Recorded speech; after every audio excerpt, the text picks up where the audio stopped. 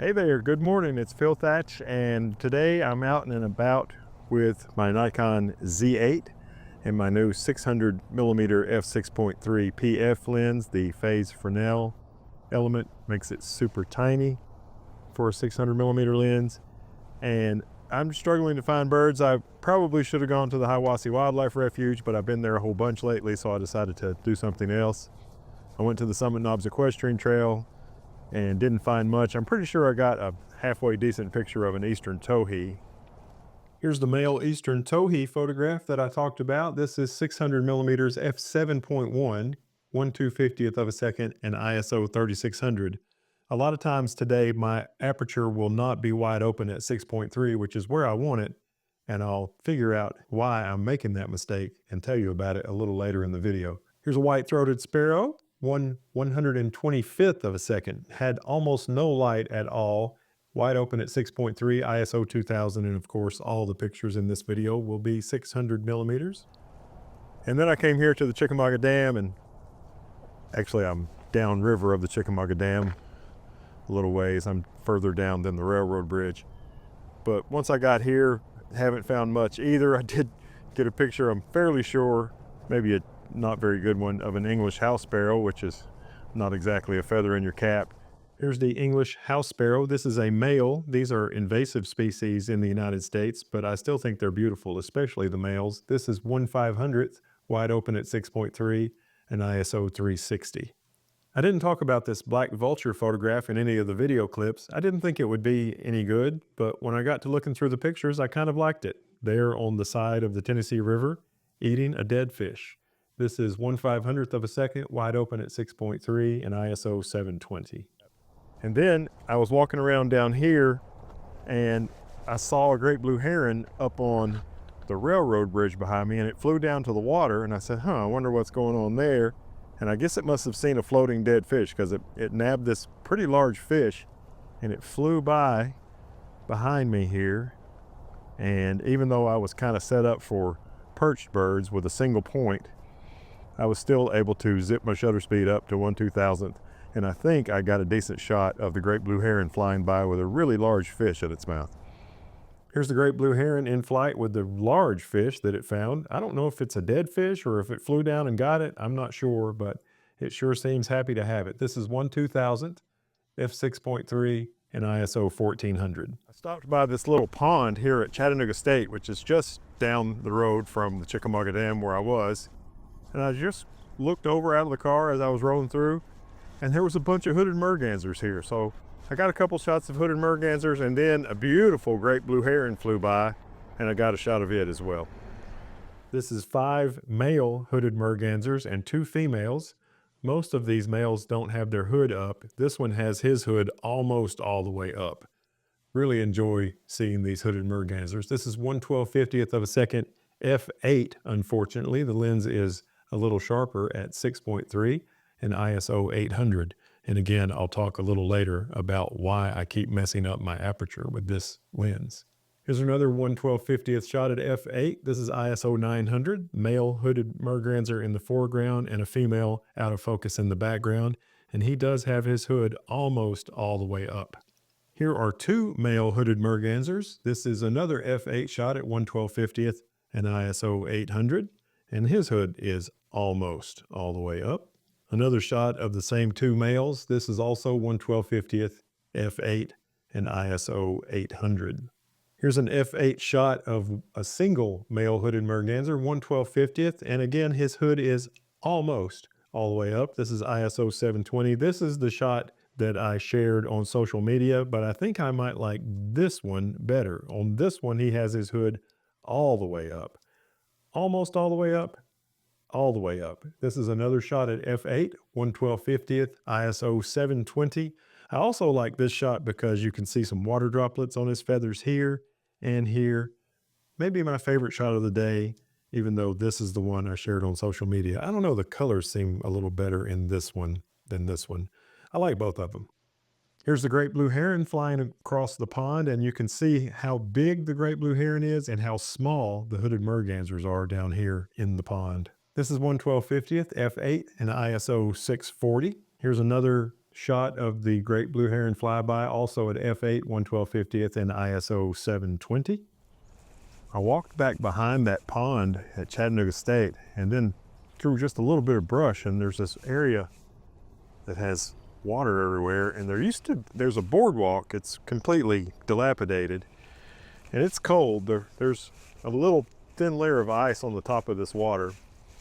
But anyway, there's lots of birds back up in here. I didn't really have much luck getting a shot. I got one shot of something that I think it might be a common grackle, but I'm not exactly sure. It's beautiful, beautiful eyes on this bird. And I saw a yellow-bellied sapsucker, and I saw a not a ruby-crowned kinglet. I saw a yellow rump warbler and a couple other birds, but the only one I'm sure I got a shot of is what I think might be a common grackle. And as usual, I'm wearing my old boots, which is good because I'm above ankle deep, and it's about 34 degrees Fahrenheit right now. This is the bird that I thought might have been a common grackle, but I had feelings in the field that I was wrong about that, and I got to looking at it further, and I think this is either a male rusty blackbird or a male brewer's blackbird. I'm not sure which. I'm kind of leaning towards brewers because I don't think a rusty blackbird would be in breeding plumage on December the 23rd, but I don't know. It could be either one. I hate it when I can't identify a bird. And I was at 1/1600th of a second, f8 again, and ISO 2800 for this one. And then this is another shot in the same burst, same settings, 1/1600, f8, ISO 2800. And then in this shot, I realized my shutter speed was too high and lowered it, but I still haven't figured out my aperture is at f8. So this is 1/400th, f8, and ISO 720. This one has a lot of color here that makes me lean towards rusty blackbird. Yeah, it's probably a rusty's. It'd be cool if it was a brewer's because I've never gotten a photograph of a brewer's, but it's probably a rusty blackbird. I'm still kind of wandering around Chattanooga State. This ultralight lens is really nice for walking around doing photography because it's so light and small. And I've seen a few birds. I got a mockingbird. I've seen another yellow-bellied sapsucker, horribly backlit. I've got pictures of it, but I'm sure they're terrible. I got a fairly decent picture of a male downy woodpecker. And this is a female, or maybe it's a male, young male. There is a little bit of red right here. Anyway, I'm pretty sure this is a house finch, and it is feasting on privet hedge berries. Look at all those berries. There's plenty to eat. This is f8, 1/1250th, and ISO 900. And I noticed a couple of times today, I'd look down and my aperture would not be wide open at 6.3, and 6.3 is where this lens is at its sharpest. And I finally figured out what was happening. One time I was at f32. I finally figured out what was happening. The control ring is programmed to do aperture, and every once in a while I would nudge the manual focus and hit the wrong ring, and I was adjusting my aperture. So I went into the settings and turned that off. So now the control ring does nothing, and I control aperture with the aperture dial, front command dial. And I mean, I could put exposure compensation on there, but I'm so used to, with Nikons, pressing the exposure compensation button and at the same time with my thumb rolling the command dial. So that's what works best for me. But if you did want to use that ring for something, you could. But like I say, I've turned mine off. And now I have realized my mistake with the aperture, and I'm back at f6.3, 1/1000th, and ISO 450 of this beautiful mockingbird on a tree branch with nice light on it. And here's the male downy woodpecker. I'm at f6.3 once again, 1/1000th of a second, and ISO 400. These are birds that I often get on my back porch. It's a little more difficult to capture them just in an open setting, not in a blind, walking around with a camera, but it's still cool to see them, and I was happy to make this photograph. When I got back to the pond, 3 of the Hooded Mergansers were back, and I crept around just as stealthily as I could, and I got down low, and I actually sat my camera on the tripod foot there on this concrete that's around this side of the pond and made some video clips and some photos. I'm shooting in DX mode when I'm in video, you still get 4K, so there's no penalty. And it's 900 millimeters full frame equivalent instead of 600. And of course, when I'm shooting stills, I'm shooting in FX mode because I can always crop. There's a female in the center of the screen and a male hooded merganser on the right. Neither one of them have their crests up, or their hoods, I should say, up. This is 1/1600th of a second, f6.3 and ISO 400.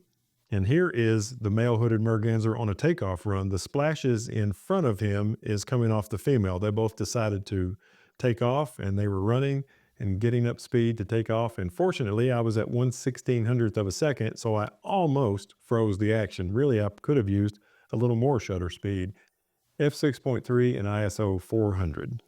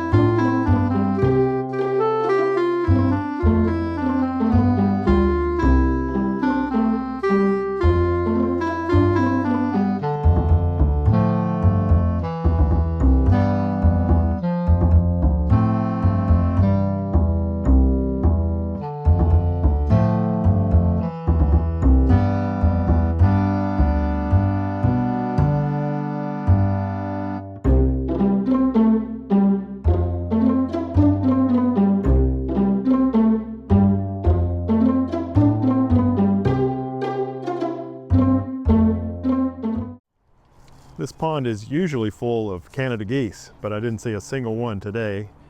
And that's, I guess, where the do not feed the wildlife signs come from. But man, it was cool seeing hooded mergansers. I've seen some at the Hiwassee Wildlife Refuge from about, I don't know, 1,000 yards away. Not exactly a photographic opportunity there. And these, you know, these never got closer than probably, I don't know, 40 yards, maybe 30. But I still think I was able to get a little something. And I guess you've already seen that. And I've had a good third shoot with my new 600 PF lens. Really love it on the Z8. It's not too bad on the Z52, but on the Z8 it is dynamite. And I'm glad you were able to come along today. If you like the content, hit thumbs up. That helps me out a bunch. And if you want to see some more, subscribe and hit the notification bell. And as always, I hope to see you in my next video. Bye-bye from Chattanooga State College.